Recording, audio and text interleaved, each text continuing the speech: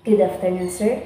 I'm going to report the Manubo in Central Visayas, but actually, Manubo in Central Visayas are not found.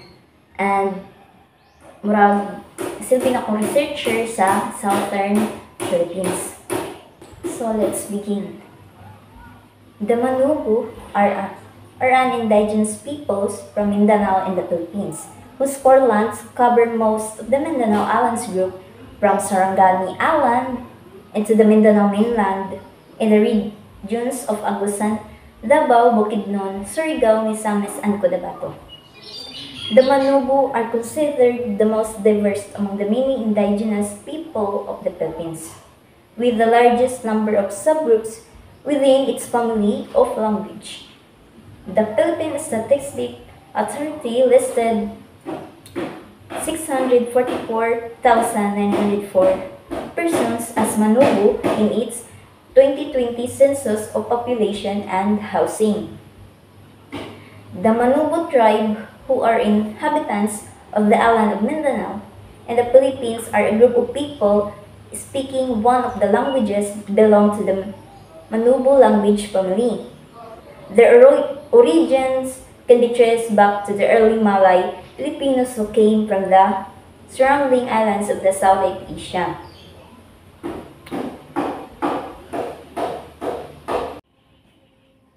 How do the Manubu lives?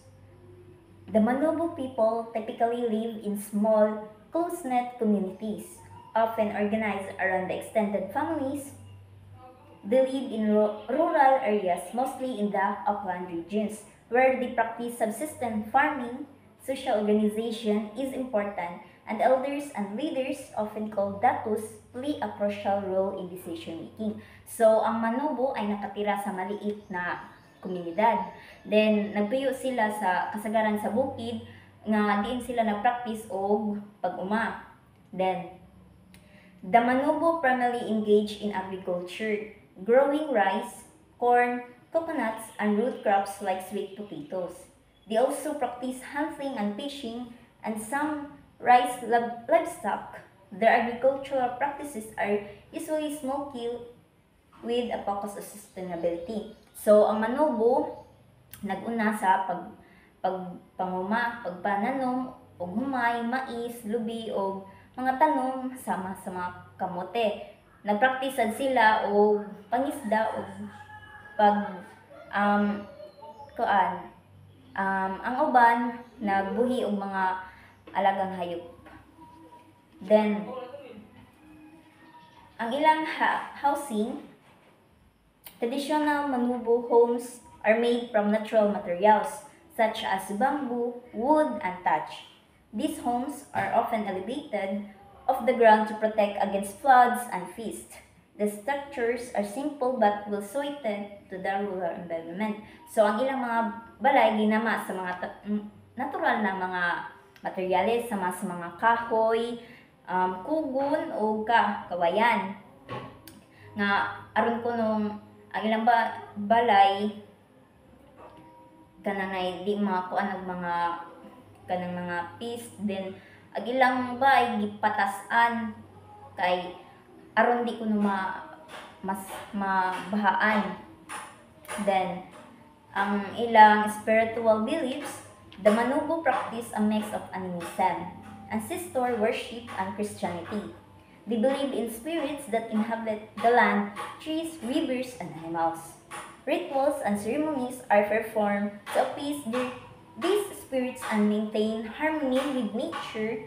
They also have shamans or spiritual leaders who conduct healing rituals and offer guidance. So, hangila dito, pagsamba sa mga ninuno at Kristyanismo. Ituo sila sa mga espiritu nga naninirahan sa kanang na mga kahoy, tubig, o kanang na ay nasa lupa.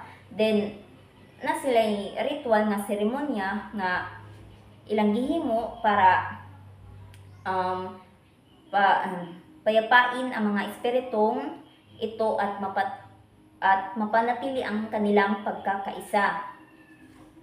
Then, ang ilang clothing, the Manubu people have distinct clothing, especially ceremonies.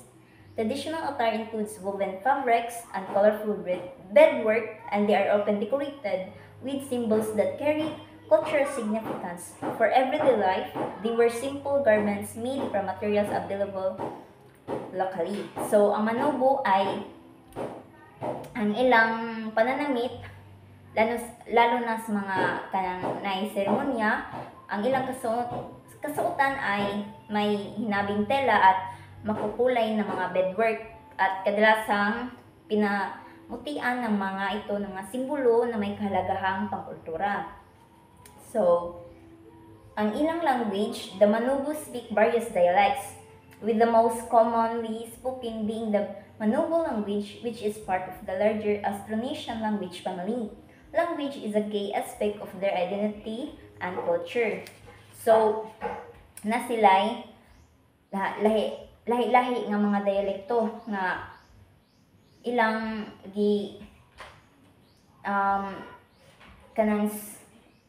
ilang istorya dito nga common nila.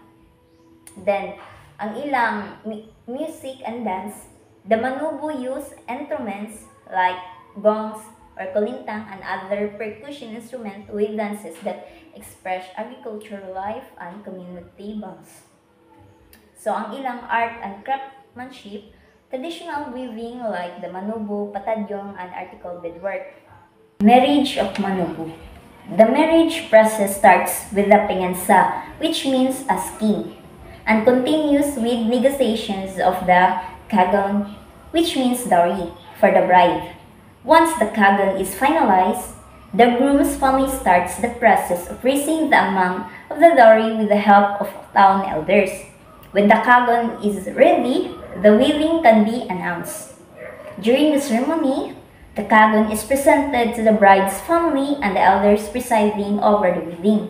So, ang pasabot ani pagbahin sa bahandi gikan sa pamilya sa pangasawunon ngadto sa pamilya sa pamanhunon isip kabahin sa ilang kasabutan sa ilang kaminyoon.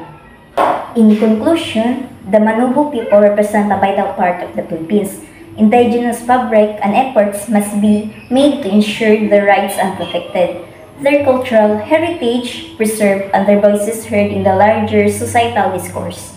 Promoting awareness and providing support for their struggles can help safeguard their cultural legacy and enable the Manobo to thrive in a rapidly changing world while maintaining their identity and traditions. And that's all. Thank you.